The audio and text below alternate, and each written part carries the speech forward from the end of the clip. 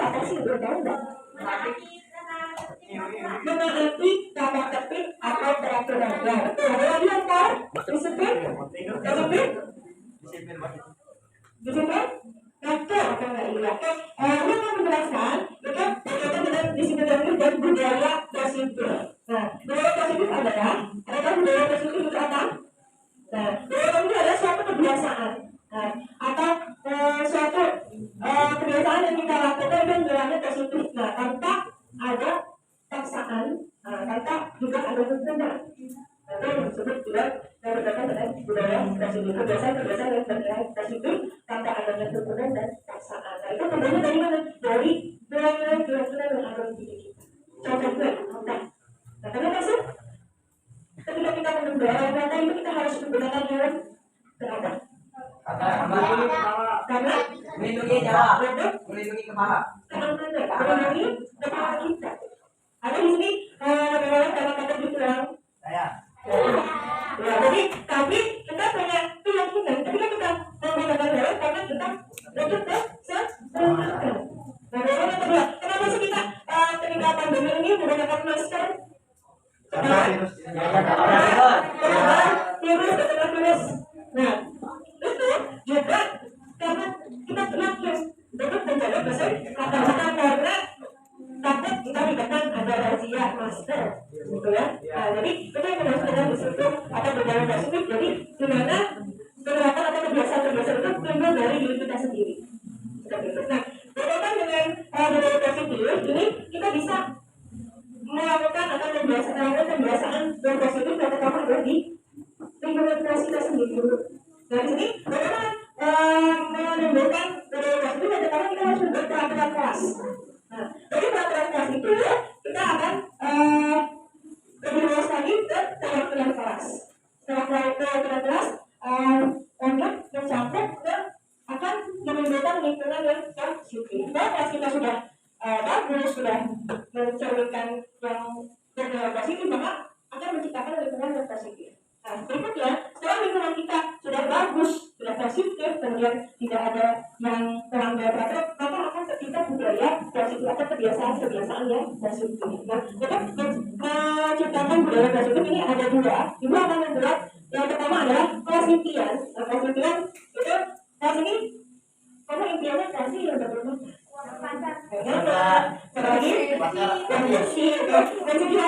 Karena dia akan ibaratkan kertas yang ini untuk kesepakatan kelas yang orange untuk kelas impian. Jadi supaya tidak nabrak ya. Jadi yang mana tadi apa? Kesepakatan kelas yang orange kelas impian. Jadi silakan mengisi sesuai dengan warnanya. Berarti yang ini akan terisi kesepakatan kelas. Silakan. Ya, yang di belakang sini juga. Kemudian yang orange isi kelas impian. Ya, silakan untuk ke belakang boleh. Ada satu untuk ke belakang. Nah, yang ini baru berarti mengisi kelas impian, lalu isi kesepakatan kelas.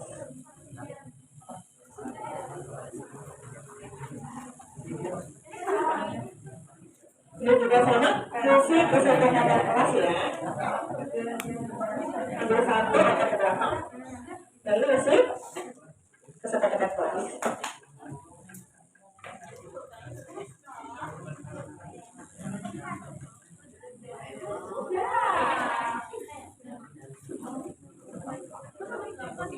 Boleh mau tolong bagian belakang sini, bagian belakang. Jangan ditulis sesuai dengan warnanya. Itu kalau yang biru kesepakatan kelas, yang warna orange itu tadi kelas impian. Silakan tulis kelas impian dan tulis nama di bawahnya. Silakan tulis.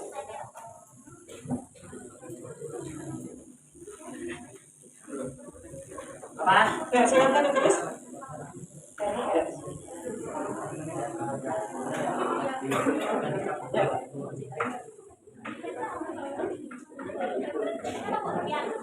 Yang biru kesepakatan kelas. Ya, ya, ini yang biru, ini ada bicara di sini. Nah, itu berarti yang harus kelas impian. Ya, sudah? Nanti dulu ya, bentar. Oke, yang tangan dan sudah mengucapkan kata-kata keras dan mengucapkan Cynthia. Oke, silakan maju. Saya udah bu. Devina, silakan maju. Ya. Nah, silakan maju Devina. Ini dibaca. Cynthia-nya apa?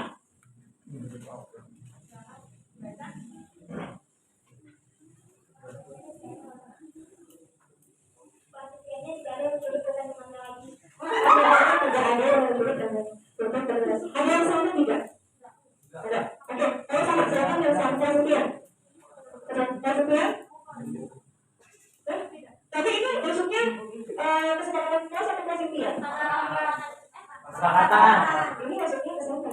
Karena maksudnya yang bagus, tapi yang ini bagaimana? Oh, hebat Cynthia bu. Situ. Ya, tapi ini maksudnya kan yang di sini ya, kesepakatan kelas. Nah, silakan kalau ada yang sama, boleh. Yang seperti ini, silakan ditekan.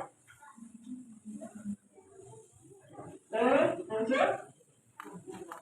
Lanjut. Lanjut. Yang sama udah.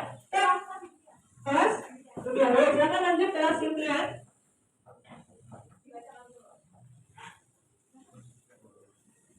Kelas Cynthia-nya nyaman, bersih, dan tidak berisik. Kelas Cynthia-nya nyaman, bersih, dan tidak berisik itu dari saya. Ada yang sama? Ya, mari silakan dan berharap itu silakan dikasih. Boleh, yang bersih sama.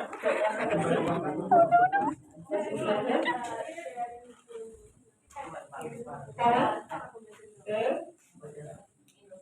Lanjut. Ya. Ya, ada lagi? Nah, yang lain yang dulu coba, yang kelas 9 yang dulu. Yang dulu, yang di belakang, sudah? Silakan, sudah? Kelas 9-nya apa? Ya.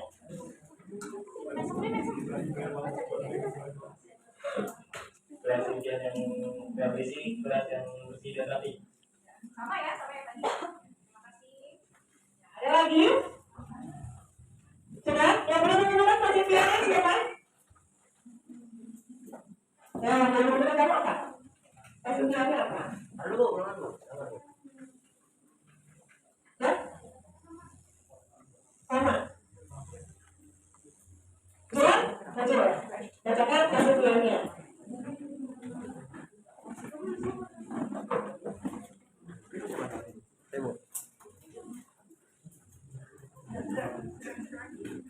Ya, silakan. Zina ini kan kesempatan kelas. Dulu. Kita masuk kelas 9-nya. Bagaimana? Ya. Jangan terus bersih, tidak bersih. Rapi itu sama sandur. Ya, lanjut. Yang lain tadi sudah lagi? Tadi di sini?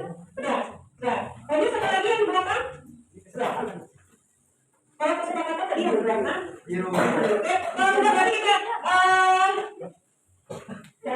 nanti kita harus sepakati. Jadi kalau yang ini berarti kebanyakan ini kelasnya bersih, kemudian nyaman, tidak berisik, kemudian sopan, santun, terhadap guru, teman, kemudian dan rapi. Bagaimana seperti itu ya? Nah, lanjut kita ke kesepakatan kelas. Nah, untuk kesepakatan kelasnya, silakan silakan satu orang dulu. Oke, coba. Coba. Bagaimana dibacakan dulu? Sudah guna saat kerja kelompok. Artinya itu harus bekerja sama atau aktif dalam pelaksanaan dalam kamar dan ada yang sama? Ini aktif ketika kerja kelompok. Ada nggak? Ada nggak yang sama? Sudah ada? Oke, lanjut. Dari,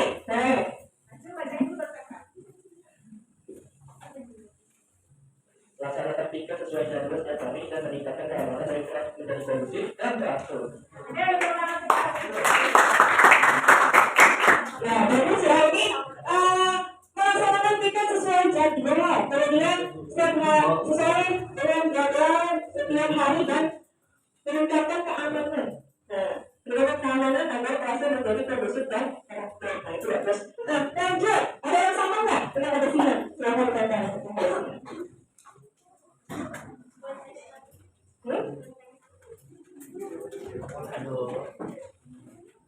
Lanjut.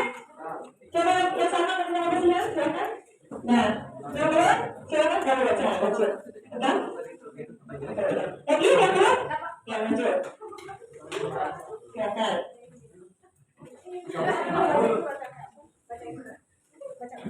Tidak tidur di dalam kelas. Terus? Ya, tadi kesepakatan berikutnya adalah tidak tidur di dalam kelas. Nah, kira-kira siapa di sini yang suka tidur di dalam kelas di belakang biasanya ya? Nah, yang pertama tadi kesepakatan yang pertama adalah bersikap jujur, ya. Bersikap jujur. Tadi sudah ada yang mengambil tiket itu jujur ya, kemudian sudah mencuri kejujuran. Kemudian melaksanakan piket. Yang kedua adalah melaksanakan piket tepat waktu. Itu berkaitan dengan apa? Tanggung jawab. Bertanggung jawab. Atas apa? Berarti apapun tugas kelompok hingga berkaitan dengan tanggung jawab. Dan kemudian yang ketiga, nah ini tentang referensi kerja. Bagaimana saat kerja kelompok? Nah ini aktif atau bekerja sama, harus bekerja sama, aktif dalam kelompok, harus mau bekerja sama. Lanjut, apalagi tidak tidur artinya apa? Disiplin atau mendengarkan guru dengan tertib di dalam kelas.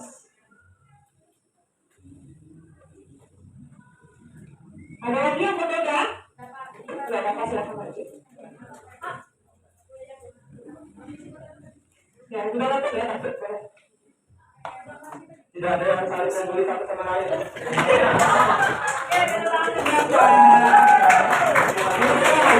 Berarti lanjut, ini nanti dia bisa dikelola dimanapun ya, ketika dia masih tertib. Nah, kemudian yang kelima adalah tidak ada yang membuli.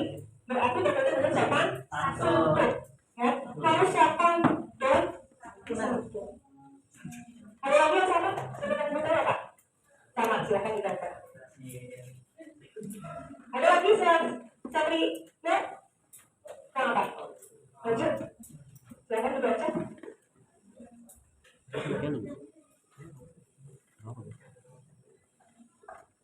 Tidak menentang jawaban sama teman. Menentang jawaban sama Yang mencapai sama ada satu lagi.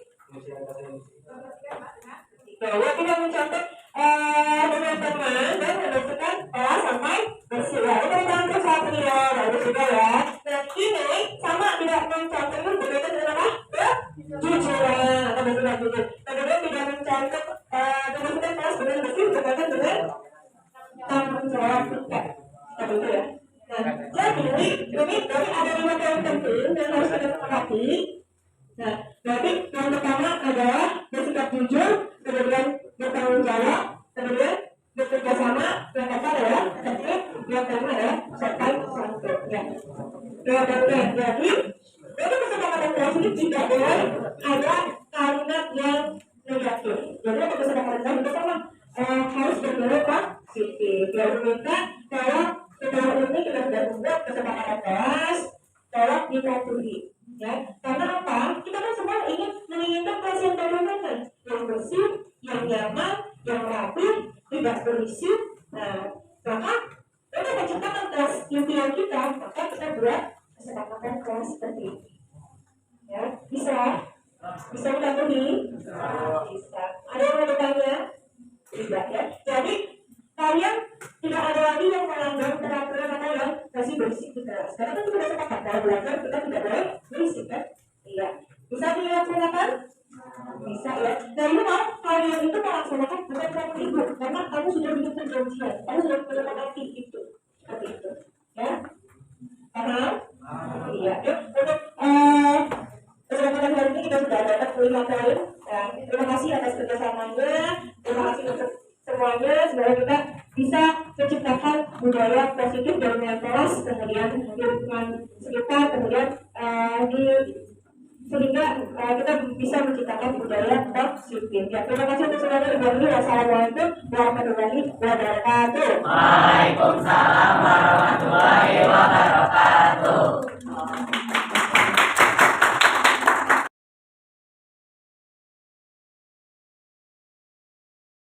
Warahmatullahi wabarakatuh. Waalaikumsalam warahmatullahi wabarakatuh. Ya, gimana kabarnya Bapak Ibu guru? Alhamdulillah baik. Iya. Oke, hari ini saya ingin berbagi mengenai disiplin positif. Ya, oke.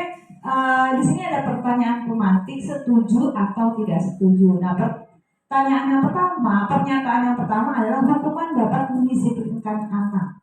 Nah, yang kedua adalah pemberian hukuman dengan hal positif seperti membaca atau membersihkan halaman sekolah dapat meningkatkan kedisiplinan anak. Kemudian yang ketiga adalah memberi penghargaan dapat meningkatkan motivasi belajar anak. Ya, Bapak Ibu, di sini siapa yang mau memberikan tanggapan kira-kira pernyataan di sini setuju atau tidak setuju? Silahkan.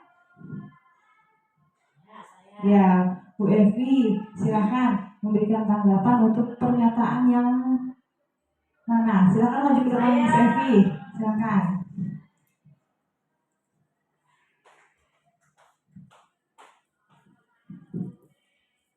Nama saya Bu Evi. Saya sangat setuju kalau hukuman itu tujuannya untuk mendisiplinkan anak. Sangat setuju sekali.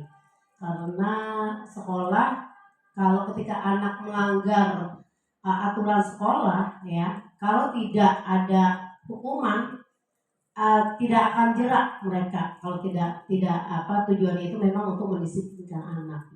Jadi saya sangat setuju kalau hukuman itu tujuannya adalah untuk mendisiplinkan anak. Begitu ya, Bu Hilda. Ya, terima kasih untuk tanggapannya. Ya. Selanjutnya ada lagi yang memberikan tanggapan untuk yang nomor 2 atau yang nomor 3. Silakan Ibu Kiki memberikan tanggapan. Ya, sebelumnya Assalamualaikum warahmatullahi wabarakatuh. Saya di sini mau memberikan tanggapan tentang pernyataan setuju tidak setuju. Yang kedua, pemberian hukuman dengan hal positif seperti membaca atau membersihkan halaman sekolah dapat meningkatkan disiplin. Ya, saya setuju dengan hukuman tersebut ya. Karena asalkan hukuman itu bisa untuk pembelajaran diri si siswa gitu. Asal jangan sampai hukuman itu berupa fisik gitu. Itu aja sih untuk pernyataan saya. Terima kasih Bu Yoga. Iya. Terima kasih untuk tanggapannya untuk mengenai hukuman. Nah, selanjutnya kita akan mempelajari lebih dalam lagi apa sih itu hukuman, boleh atau tidak kita. Dengan hukuman anak menjadi mengerti mana yang baik, mana yang tidak baik, asal hukumannya tidak menyangkut ke fisik. Itu saja dari saya. Terima kasih. Assalamualaikum warahmatullahi wabarakatuh. Waalaikumsalam warahmatullahi wabarakatuh. Kepalan tangan, silakan. Saya mau minta 2 orang guru untuk perwakilan maju ke depan untuk mempraktekkan. Ayo Miss Ulfa sama Bu Rosmani, silakan maju ke depan.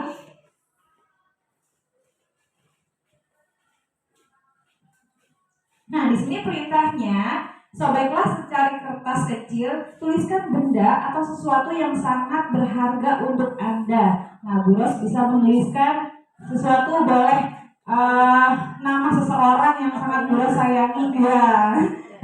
Boleh menuliskan nama seseorang atau benda yang disayangi. Nah, kemudian Bu Ros bisa remas-remas kertas itu di dalam kepala Bu Ros. Nah, setelah itu genggam benda atau sesuatu tersebut dengan segala daya. Nah, teman Anda akan mencoba dengan sekuat tenaga berbagai cara untuk meminta Anda memberikan benda tersebut. Nah, sekarang silakan dipraktikkan.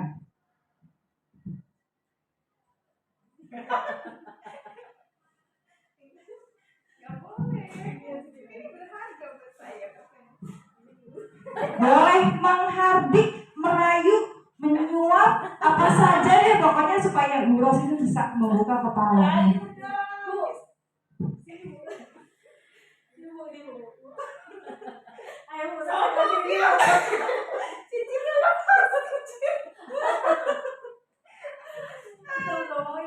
Iya, tetap tidak mau Bu Rosmani. Iya, tidak. Oke. apa yang terjadi. Nah, ternyata Bu Rosmani ini tetap dia mengunci keras apa yang sudah ia pegang, yang ia merasa itu berharga buat dia. Ya. Kemudian yang kedua adalah ternyata yang membuat atau yang menentukan keputusan itu diri kita sendiri. Ketika kita sudah punya keyakinan yang kuat, walaupun mendapatkan godaan, kemudian walaupun mendapatkan rayuan, itu kita sendiri yang menentukan diri kita sendiri, seperti itu. Ya, oke, terima kasih.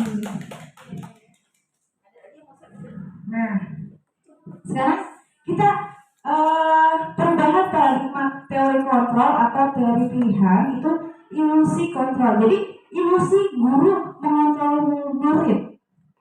Yang kedua adalah ilusi bahwa kritik dapat membuat orang merasa bersalah, dapat menguatkan karakter. Nah, ilusi bahwa semua penguatan positif efektif dan bermanfaat. Yang terakhir adalah ilusi bahwa orang dewasa memiliki hak untuk memaksa.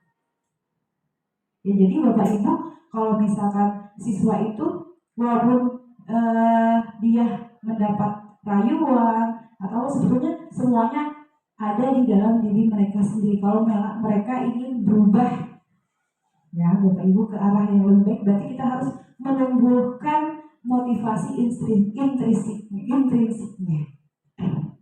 Nah, di sini perubahan paradigma, stimulus respon, teori kontrol, teori pilihan. Siapa sih sesungguhnya yang memiliki kontrol?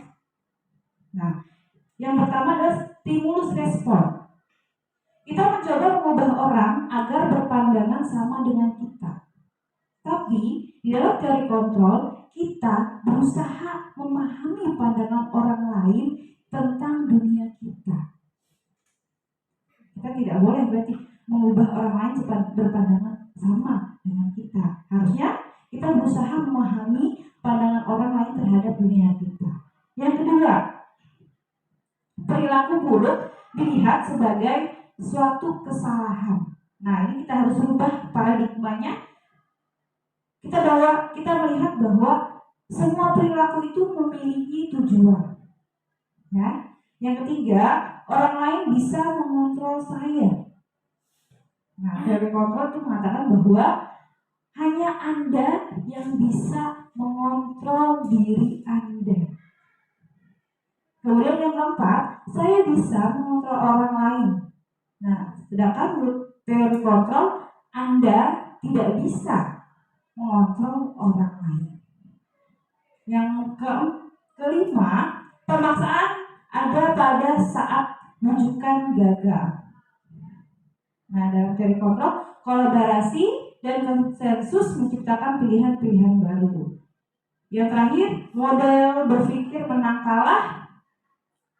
Kemudian untuk teori kontrolnya, model berpikir menang-menang. Nah, ini ada diagram disiplin positif. Nah, teori kontrol atau teori pilihan dari Dr. William Glasser bahwa Anda tidak bisa mengontrol orang lain. Nah, ini berkaitan dengan makna disiplin. Kemudian semua perilaku itu memiliki tujuan. Nah, itu berkaitan dengan teori motivasi. Nah, kemudian model berpikir menang-menang, kolaborasi dan konsensus menciptakan pilihan-pilihan baru. Realitas kebutuhan kita berbeda. Kita berusaha memahami pandangan orang lain tentang dunia. Setiap orang memiliki gambaran yang berbeda. Nah, itu berkaitan dengan 5 kebutuhan dasar manusia. Oke, kita lanjut ke apa sih itu makna disiplin. Nah, di sini disiplin itu berasal dari bahasa Latin disiplinia yang artinya belajar. Makna asal dari kata ini berkonotasi dengan disiplin diri dari murid Socrates dan Plato. Disiplin di sini membuat orang menggali potensinya menuju sebuah tujuan apa yang dia hargai. Namun dalam budaya kita, makna kata disiplin telah berubah menjadi sesuatu yang dilakukan seseorang pada orang lain untuk mendapatkan kepatuhan Kecenderungan ulun adalah menghubungkan kata disiplin dengan ketidaknyamanan, bukan dengan apa yang kita hargai atau pencapaian suatu tujuan hidup. Nah, di sini kita berkaitan dengan nilai-nilai kebajikan universal. Nilai-nilai kebajikan adalah sifat-sifat positif manusia yang merupakan tujuan mulia yang ingin dicapai setiap individu. Nilai-nilai tersebut bersifat universal dan lintas bahasa, suku bangsa, agama, maupun latar belakang. Setiap perilaku atau perbuatan memiliki suatu tujuan. Ini menurut William Glasser pada teori kontrolnya tahun 1984. Dengan mengaitkan nilai-nilai kebajikan yang diyakini seseorang, maka motivasi intrinsiknya akan terbangun, sehingga menggerakkan motivasi dari dalam untuk mencapai tujuan mulia yang diinginkan. Menurut Dian Boston 1998. Nilai-nilai kebajikan yang ingin dicapai oleh setiap anak Indonesia kita kenal dengan profil pelajar Pancasila. Apa saja Bapak Ibu profil pelajar Pancasila? Yang pertama adalah beriman, bertakwa kepada Tuhan Yang Maha Esa dan berakhlak mulia. Yang kedua adalah mandiri. Yang ketiga bernalar kritis. Yang keempat berkebinekaan global, bergotong royong serta kreatif. Jadi ini tujuan akhir kita Bapak Ibu, anak didik kita supaya memiliki nilai-nilai kebajikan yang 6 ini. Yang berikutnya adalah teori motivasi, hukuman, dan penghargaan serta restitusi. Nah, sekarang kita lihat di sini. Motivasi, ternyata motivasi perilaku manusia itu ada 3. Yang pertama adalah motivasi eksternal, di mana seseorang untuk menghindari ketidaknyamanan atau hukuman apa yang akan terjadi apabila saya tidak melakukannya. Nah, itu adalah ketika siswa kita itu disiplin, yang pertama adalah untuk menghindari ketidaknyamanan atau hukuman. Yang kedua adalah motivasi eksternal, untuk mendapatkan imbalan dari orang lain atau institusi apa yang akan saya dapatkan apabila saya melakukannya. Misalkan ada guru atau ada siswa melakukan misalkan disiplin karena dia ingin mendapatkan imbalan atau hadiah dari gurunya. Nah, itu motivasi eksternal. Kemudian yang ketiga adalah motivasi internal, yaitu mengenai tujuan disiplin positif. Jadi yang terakhir adalah untuk menghargai diri sendiri. Saya akan menjadi orang yang seperti apa bila saya melakukannya. Nah, sebaiknya yang kita tumbuhkan adalah yang terakhir, untuk menghargai diri sendiri. Jadi ketika disiplin itu untuk menghargai diri sendiri. Nah, di sini ada menurut Ki Hajar Dewantara, merdeka itu artinya tidak hanya melepas dari perintah, akan tetapi juga cakap buat perintah diri sendiri.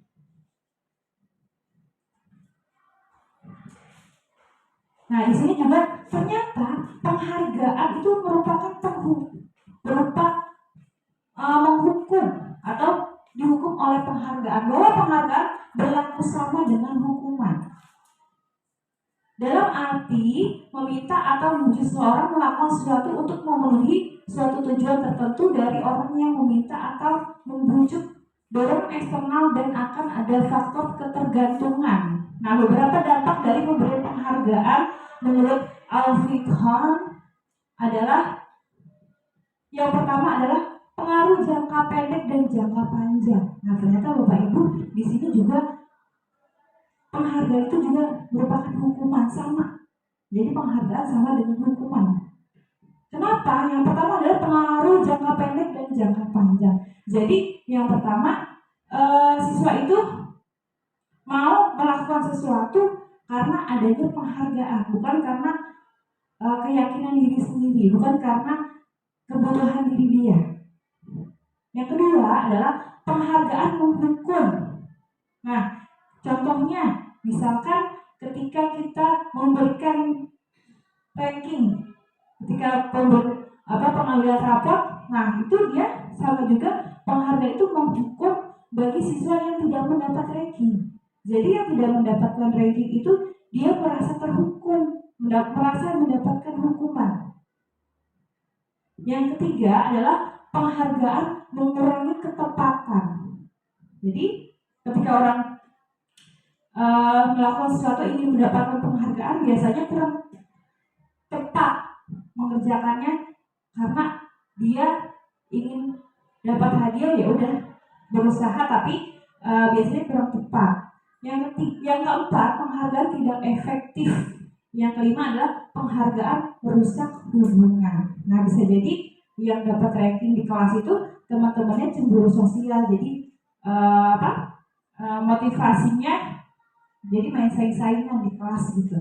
Jadi penghargaan itu bisa juga merusak hubungan. Nah, yang berikutnya adalah dihukum oleh penghargaan. Penghargaan itu dapat menurunkan kualitas, penghargaan juga bisa mematikan kreativitas, penghargaan juga bisa mengurangi motivasi intrinsik. Nah, bentuk apa saja atau program kebajikan apresiasi. Nah, dalam memberikan apresiasi atau pengakuan perlu diingat beberapa hal. Yang pertama adalah beri pengakuan secara khusus. Yang kedua adalah beri pengakuan secara pribadi. Yang ketiga adalah beri pengakuan kepada semua murid secara bergantian. Jadi kita kalau di kelas itu memberikan pujian jangan sama murid yang pintar-pintar aja. Nah, pasti setiap siswa mempunyai kelebihan masing-masing. Nah, kita cari kelebihan siswa masing-masing, kemudian kita puji anak tersebut. Jadi mereka tidak merasa kok dia aja sih yang dipuji. Nah, kita puji, kita harus tahu potensi yang ada di diri siswa kita masing-masing. Jangan sampai kita tidak mengenali siswa kita sendiri. Yang berikutnya adalah beri pengakuan secara konsisten, kemudian fokus pada proses. Nah, ini adalah contoh pengakuan atau apresiasi kebajikan. Untuk pembukanya, kemarin saya perhatikan, nah, nilai kebajikannya adalah rasa empati. Rasa empatimu besar sekali. Situasinya pada saat menolong murid baru di kelas kita. Nah, untuk saya menghargai, nah, kata-kata itu sebetulnya juga bisa kita gunakan untuk mengapresiasi siswa. Nilai kebajikannya adalah kepedulian. Nah, situasinya pada saat kamu membantu temanmu di tugas kelompok. Yang berikutnya adalah terima kasih. Nah, kita mengucapkan terima kasih, anak juga udah senang. Nah, itu untuk nilai kebajikannya adalah rasa tanggung jawab. Kemudian situasinya adalah pada saat kamu memungut kertas-kertas yang berserakan di lantai. Nah, di sini ada tindakan guru. Nah, menurut Bapak Ibu, ini di sini ada beberapa pernyataan di sini. Menurut Bapak Ibu ini hukuman atau konsekuensi. Nah, mencatat 100 kali dalam buku kalimat saya tidak akan terlambat lagi karena terlambat ke sekolah. Nah, ini nomor satu kira-kira apa? Konsekuensi. Ya. Yang kedua, lari mengelilingi lapangan basket 2 kali karena terlambat hadir di sekolah. Konsekuensi atau hukuman? Nomor 2, hukuman. Yang ketiga, murid diminta untuk push up 15 kali karena tidak menggunakan masker ke sekolah. Hukuman atau konsekuensi? Hukuman. Menggantikan kertas tugas teman yang telah dicoret-coret. Membersihkan tumpahan air di meja tulis karena tersenggol pada saat belajar. Murid disuruh untuk mengenakan sepatu seharian di sekolah karena tidak mengenakan sepatu hitam. Hukuman. Lari mengelilingi lapangan basket 2 kali karena terlambat 10 menit untuk pelajaran PJOK. Hukuman. Ya, oke. Sekarang kita lihat jawabannya yang benar. Nah, sekarang kita lihat. Mencatat 100 kali di dalam buku kalimat, saya tidak akan terlambat, itu adalah hukuman. Kenapa hukuman? Nah, kedua lari meninggalkan lapangan basket 2 kali karena terlambat hadir di sekolah juga hukuman.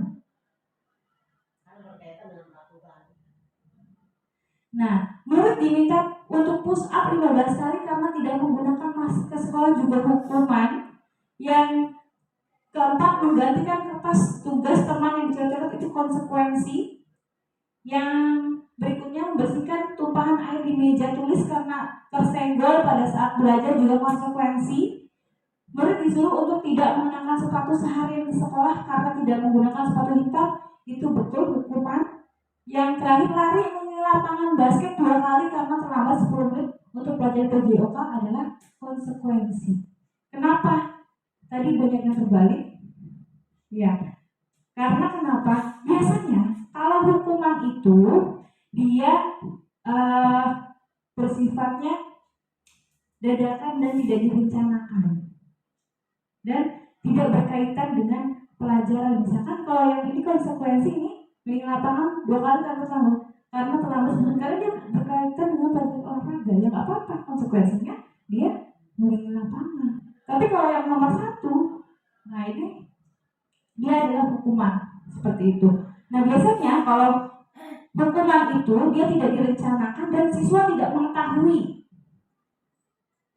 Jadi itu hukuman itu dari pihak gurunya sendiri dan siswa tidak mengetahui dan sifatnya itu dia tidak direncanakan. Sedangkan kalau konsekuensi itu dia siswa sudah tahu konsekuensinya. Jadi kalau misalkan udah ada kesepakatan awal sebelum ada pelajarannya, ini kamu kalau misalkan telat nanti konsekuensinya lari. Nah, itu biasanya kalau konsekuensi itu siswa sudah mengetahui peraturannya. Nah, apabila siswa melanggar berarti dia akan melakukan hal yang sudah disepakati dari awal, seperti itu. Nah, di sini ada perbedaan antara hukuman dan konsekuensi. Yang pertama, hukuman itu sesuatu yang menyakitkan dan yang harus terjadi. Jadi kalau siswa itu kalau dihukum itu dia menyakitkan, dia sifatnya menyakitkan. Yang kedua adalah konsekuensi adalah sesuatu yang harus terjadi. Yang kedua, hukuman itu bisa membuat anak sakit fisik maupun hati untuk jangka yang waktu lama. Nah, Bapak Ibu kalau misalkan memberikan hukuman harus memperhatikan siswanya. Kira-kira dia akan sakit hati atau tidak kalau dikasih hukuman. Yang kemudian kalau konsekuensi membuat anak merasa tidak nyaman dalam jangka waktu yang pendek. Yang berikutnya, anak akan membenci kedisiplinan. Ketika kita menghukum, berarti anak akan membenci kedisiplinan. Nah, untuk konsekuensi anak menghargai disiplin. Nah, hukuman itu berupa paksaan, sedangkan konsekuensi adalah stimulus tanggapan. Hukuman dapat mendorong anak menyakiti diri sendiri, sedangkan konsekuensi mendorong anak agar mudah menyesuaikan diri. Nah, hukuman itu konsep diri yang buruk, sedangkan konsekuensi adalah konsep diri yang baik. Untuk hukuman, anak belajar untuk menyembunyikan kesalahan. Kalau konsekuensi, anak belajar untuk mematuhi peraturan. Untuk hukuman, marah, rasa bersalah, dipermalukan, merasa tidak dihargai. Sedangkan untuk konsekuensi, kehilangan hak, dibuat tidak nyaman, diasingkan tapi untuk sementara. Ya, jadi Bapak Ibu kira-kira kalau di kelas masih suka memberikan hukuman atau konsekuensi? Iya. Mudah-mudahan untuk kedepannya kita berikan konsekuensi aja ya, jangan hukuman. Nah, sekarang yang berikutnya ada restitusi. Nah, apa itu restitusi? Restitusi adalah proses menciptakan kondisi bagi murid untuk memperbaiki kesalahan mereka sehingga mereka bisa kembali pada kelompok mereka dengan karakter yang lebih kuat. Restitusi juga merupakan proses kolaboratif yang mengajarkan murid untuk mencari solusi untuk masalah mereka dan membantu murid berpikir tentang orang seperti apa yang mereka ingin menjadi tujuan mulia dan bagaimana mereka harus memperlakukan orang lain menurut Gosen 2004. Nah, di sini ada identitas gagal dan identitas sukses. Hukuman itu sesuatu yang menyakitkan yang harus terjadi, sedangkan konsekuensi sesuatu yang harus terjadi, sedangkan restitusi merupakan pilihan. Nah, hukuman dapat membuat tidak nyaman untuk murid, anak untuk jangka yang waktu panjang. Sedangkan konsekuensi tidak nyaman untuk murid atau anak untuk jangka yang pendek. Nah, sedangkan restitusi atau korban mendapatkan gantinya. Nah, untuk hukuman, murid akan merasa tersakiti. Nah, kalau konsekuensi, murid akan dibuat tidak nyaman, sedangkan kalau restitusi, murid atau anak mendapatkan penguatan. Nah, di hukuman, korban mendapatkan keadilan, korban bisa diabaikan. Nah, untuk restitusi, korban mendapatkan ganti. Nah, di sini untuk restitusi, nah di sini untuk hukuman peraturannya adalah kamu harus. Tapi kalau konsekuensi, apa peraturannya? Mampukah kamu melakukannya? Nah, tapi kalau restitusi, apa yang kamu yakini? Apa yang bisa kamu lakukan untuk memperbaiki masalah ini? Jadi kalau restitusi ini lebih menuntut siswa untuk memperbaiki kesalahannya. Ya, kalau hukuman lebih siswa tidak mendapatkan siswa tidak dapat memperbaiki masalahnya, konsekuensi siswa itu dia harus melakukan melakukan konsekuensi yang telah dia sepakati, sedangkan restitusi adalah membantu siswa untuk memperbaiki kesalahannya. Nah, ini ciri-ciri restitusi, bukan untuk menebus kesalahan, namun untuk belajar dari kesalahan. Yang kedua, memperbaiki hubungan. Yang ketiga adalah tawaran, bukan paksaan. Restitusi menuntut untuk melihat ke dalam diri. Restitusi mencari kebutuhan dasar yang mendasari tindakan. Restitusi diri adalah cara yang paling baik. Restitusi fokus pada karakter, bukan tindakan. Restitusi fokus pada solusi. Dan restitusi mengembalikan murid yang berbuat salah pada kelompoknya. Lanjut kita ke keyakinan kelas. Oke, mengapa tidak peraturan saja? Mengapa harus keyakinan kelas? Nah, sekarang kita lihat. Mengapa kita memiliki peraturan harus menggunakan helm bila mengendarai kendaraan roda 2? Kira-kira kenapa? Keselamatan. Untuk keselamatan. Bukan karena takut ditilang ya? Ya, bisa jadi. Yang kedua, mengapa kita memiliki peraturan 3M, menggunakan masker, mencuci tangan, dan menjaga jarak 1,5 meter? Untuk? Iya, menjaga kesehatan. Yang terakhir, mengapa kita memiliki peraturan harus datang tepat waktu pada saat mengikuti pelatihan? Tuh, disiplin. Bukan karena takut dimarahin. Betul. Nah, untuk mendukung motivasi intrinsik, kembali ke nilai-nilai atau keyakinan-keyakinan yang lebih menggerakkan seseorang dibandingkan mengikuti serangkaian peraturan-peraturan.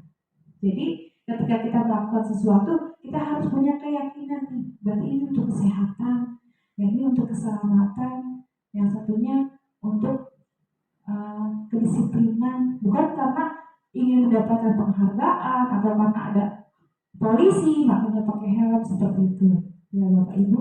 Nah, di sini ada diagram. Nah, ini diagram ini dari peraturan kelas ini kita membuat peraturan kelas atau kesepakatan kelas yang kita buat. Nah, dari peraturan kelas yang kita buat itu akan membentuk keyakinan kelas. Nah, dari keyakinan kelas itu akan membentuk lingkungan lingkungan yang positif. Nah, lebih luas lagi, lingkungan yang positif akan mewujudkan atau terwujudnya budaya positif. Jadi dimulai dari kelas kita nih, kalau kelas kita udah punya peraturan kelas, nah kita buat keyakinannya, ya anak kita bikinnya bagaimana bikin peraturan kelas atau keyakinan kelas. Nah kita bersama-sama sama anak, kira-kira anak maunya apa di kelas. Tapi kan anak pengennya kalau di kelas itu belajarnya yang tertib. Seperti itu. Kita bikin bersama-sama sama siswa. Seperti itu. Nah kemudian di sini yang mana yang merupakan keyakinan kelas? Mengapa? Nah kira-kira sebelah kanan atau sebelah kiri yang merupakan keyakinan kelas? Coba Bu Kiki, yang mana? Yang kanan atau kiri yang merupakan keyakinan kelas? Keyakinan kelas ya itu kesepakatan sama keyakinan antara kanan dan kiri ya. Iya. Kayaknya sebelah kiri deh. Yang sebelah kiri.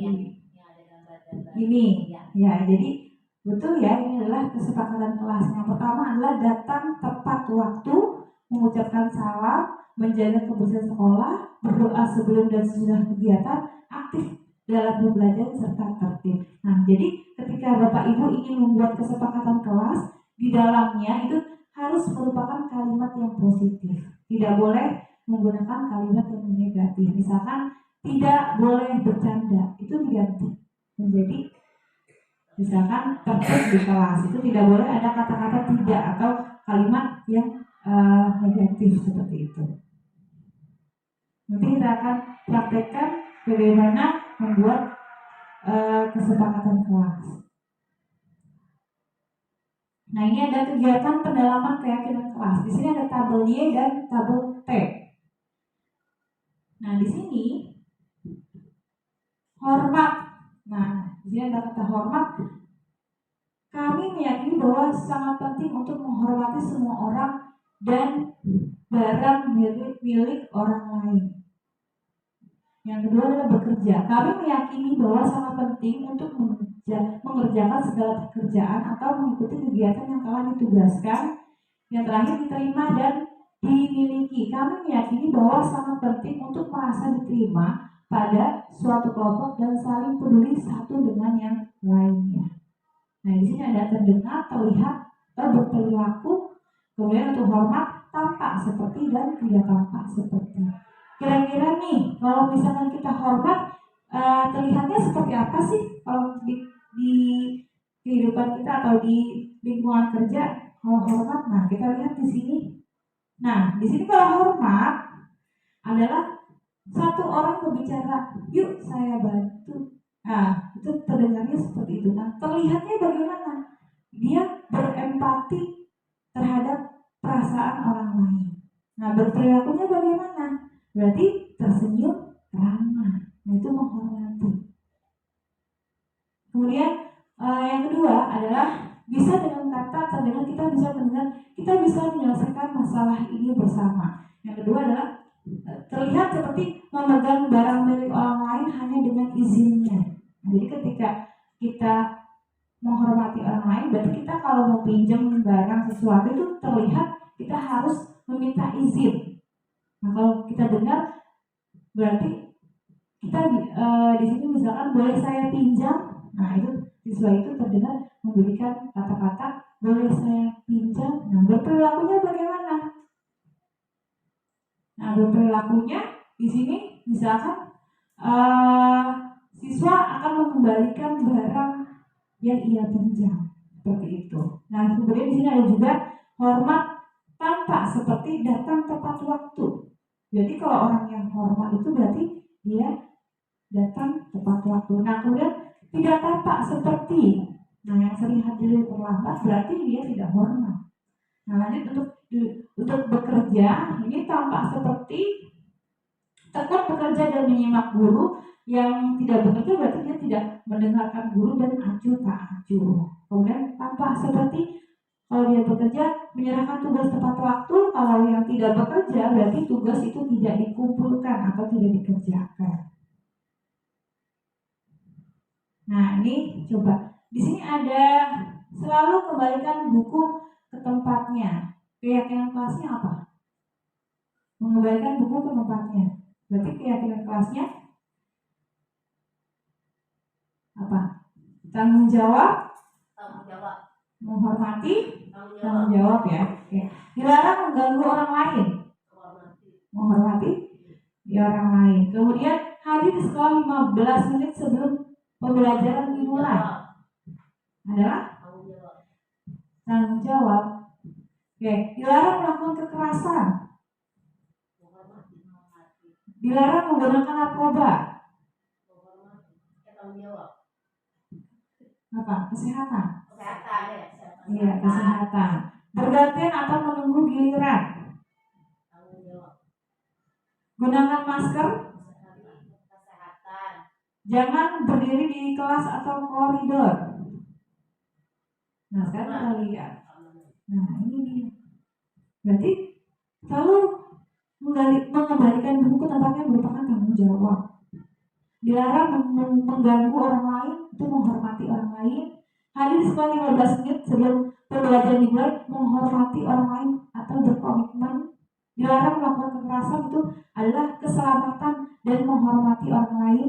Dilarang menggunakan narkoba, kesehatan, menggunakan masker kesehatan. Jangan berlari di kelas atau koridor, keselamatan dan keamanan. Bergantian atau menunggu giliran adalah menghormati orang lain dan bersabar. Ini adalah Luar biasa istimewa. Allahu Akbar. Masih semangat ya Bapak Ibu ya. Tuhan dasar manusia dan dunia berkualitas serta segitiga restitusi. Nah, kebutuhan dasar manusia itu ada 5. Yang pertama adalah kasih sayang dan rasa diterima. Yang kedua, penguasaan. Yang ketiga, kesenangan. Yang keempat, kebebasan. Yang kelima, bertahan hidup. Nah, ketika di kelas itu banyak siswa yang melanggar peraturan. Nah, mungkin siswa yang melanggar peraturan itu dia kebutuhan dasarnya tidak terpenuhi. Contohnya, misalkan siswa yang di kelasnya suka bercanda atau ingin mendapat perhatian dari gurunya, itu biasanya kalau di rumah kurang mendapatkan kasih sayang dari orang tuanya. Maka dia mencari perhatiannya itu di sekolah. Kemudian yang kedua, ada yang kesenangan. Kalau contoh dari kesenangan itu ada yang tahu contohnya siswa kalau di kelas itu suka gimana sih? Ya, Miss Ulfa. Suka bercanda sama temennya, ngobrol. Nah, iya betul. Jadi siswa itu senang ngobrol. Nah, itu mungkin kalau di rumah dia kurang diskusi atau sama orang tuanya kurang ngobrol, dan di kelas itu dia sering ngobrol seperti itu. Sama anak saya juga begitu. Kalau di rumah nggak pernah ngobrol, kata gurunya, di sekolah ngobrol dulu sama temannya. Nah, seperti itu. Karena soalnya sibuk di kelas, di sekolah. Selanjutnya saya akan menjelaskan 5 posisi kontrol.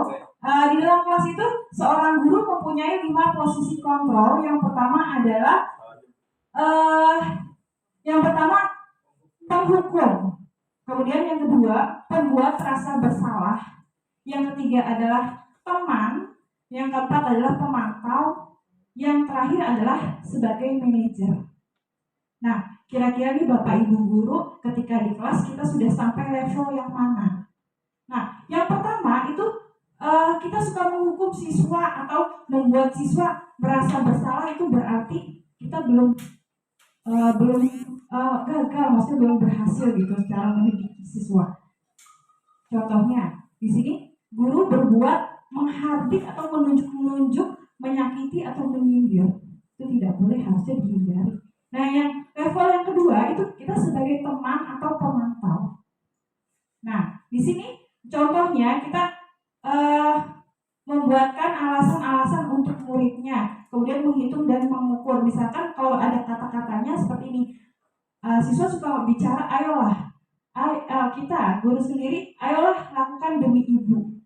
Nah, kadang-kadang, ayo dong lakuin ini, maksudnya untuk ibu gitu. Itu kita menganggap siswa itu sebagai teman.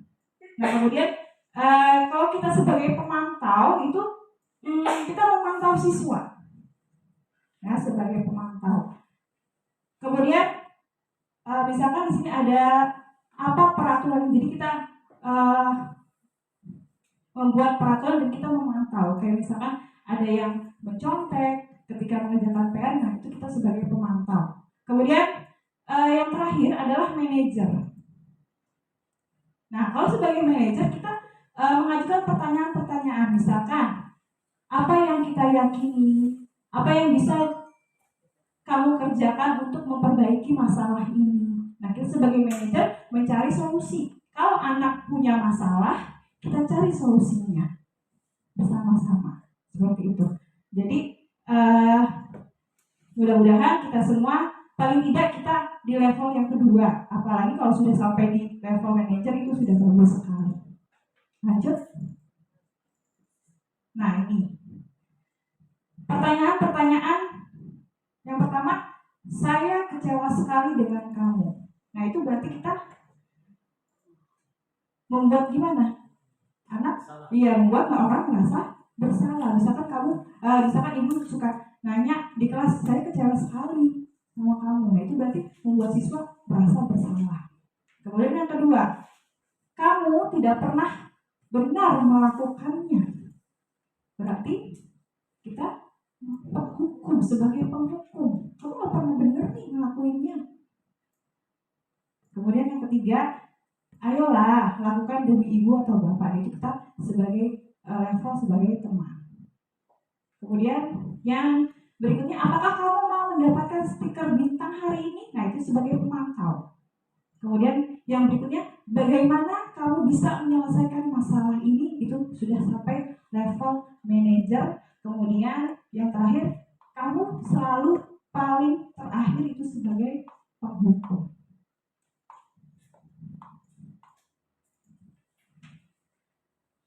Nah, ini peraturan pemantau, konsekuensi atau hadiah. Peraturan pemantau, konsekuensi atau hadiah. Kemudian nilai manajer itu memperbaikinya.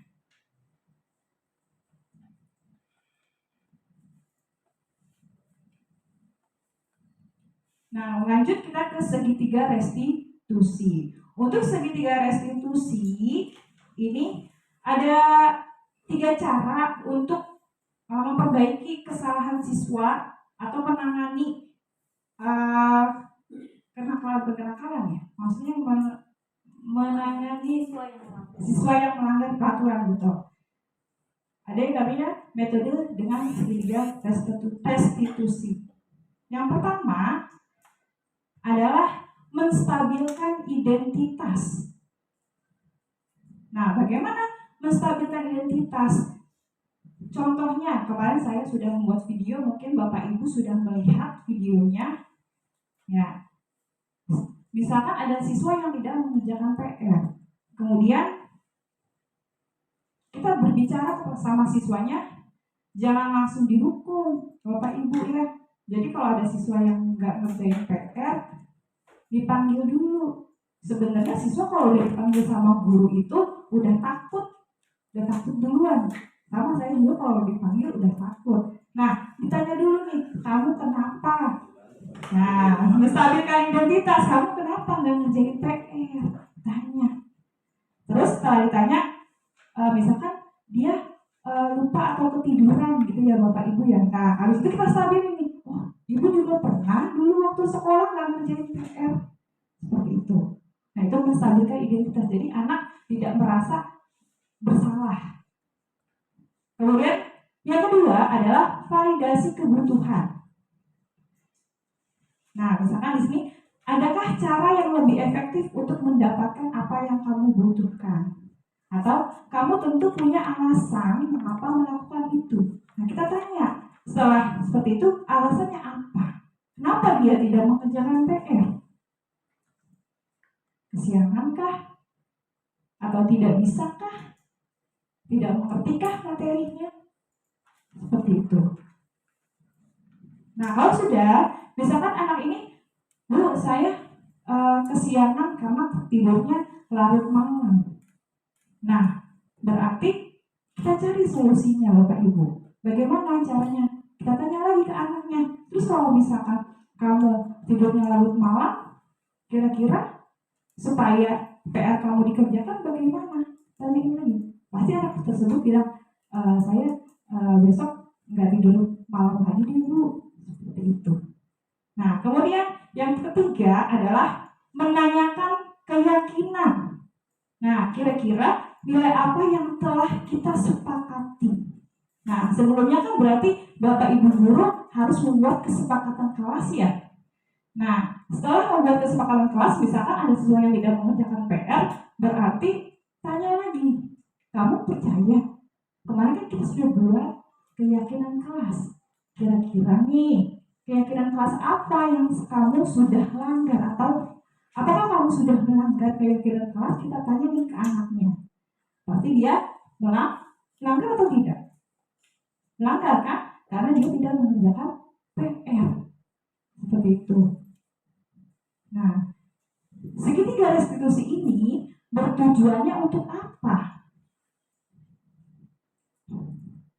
Nah, segitiga restitusi ini adalah tujuannya memberikan solusi kepada anak supaya dia bisa kembali ke kelompoknya masing-masing dan memiliki karakter yang lebih kuat dari sebelumnya.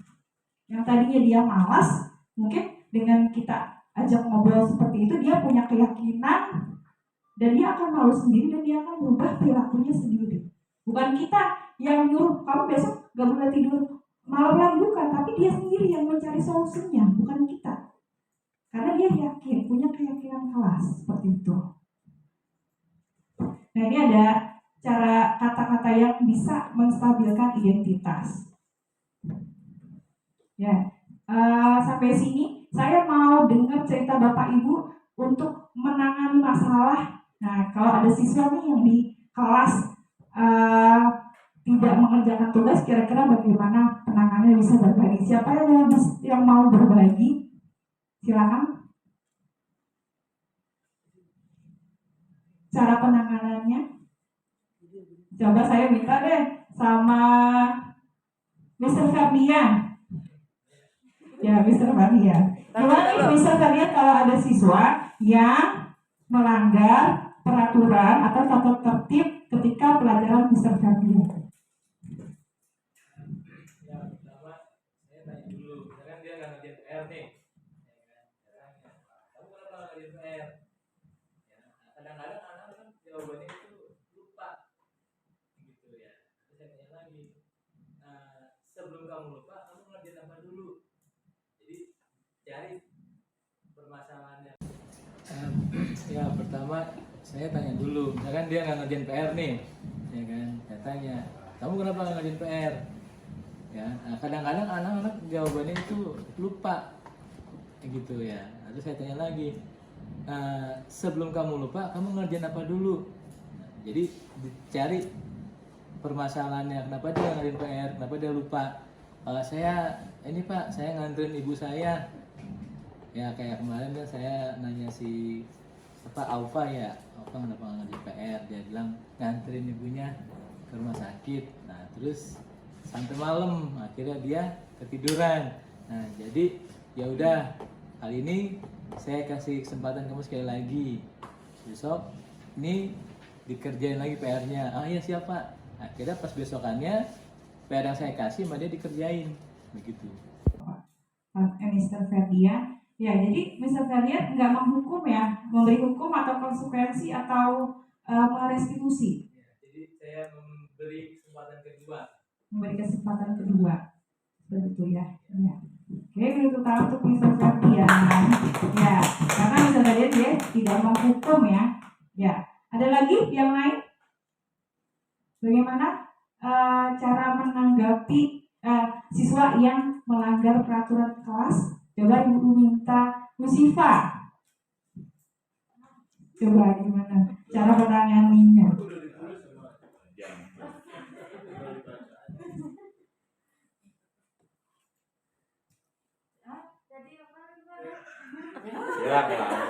Ngelamun pikirannya. Oh iya.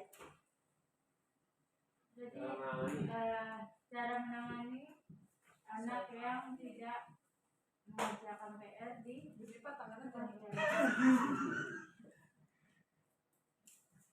Cari dulu sama kayak Mr. Febrian, cari dulu permasalahannya kenapa dia tidak mengerjakan PR.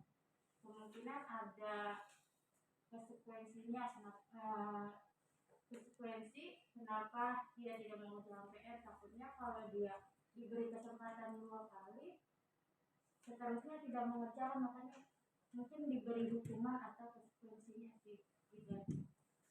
Diberi hukuman. Iya. Iya. Oke, jadi di sini ada perbedaan antara hukuman, konsekuensi, dan restitusi. Jadi kalau kita memberikan hukuman itu nanti kita dianggapnya gagal mendidik siswa. Tapi kalau misalkan sukses berarti kita menggunakan konsekuensi dan restitusi.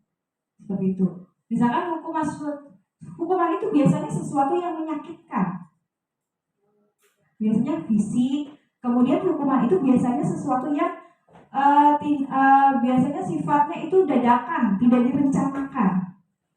Nah itu kalau hukuman. Kemudian kalau konsekuensi itu kita sudah disepakati dari awal sama siswa. Kayak bikin kesepakatan kelas, berarti siswa sudah mengetahui. Kalau hukuman, siswa tidak diajak kerjasama. Jadi itu hanya dari gurunya sendiri memberikan hukuman. Siswa nggak tahu disuruh apa. Begitu. Kalau konsekuensi itu dia siswa diajak berdiskusi. Kemudian yang terakhir restitusi itu adalah pilihan, di mana siswa diajak untuk menyelesaikan masalahnya sendiri, seperti itu. Ya, terima kasih. Kurang lebihnya mohon maaf. Mudah-mudahan materi kali ini sangat bermanfaat untuk Bapak Ibu sekalian. Saya akhiri. Wassalamualaikum warahmatullahi wabarakatuh.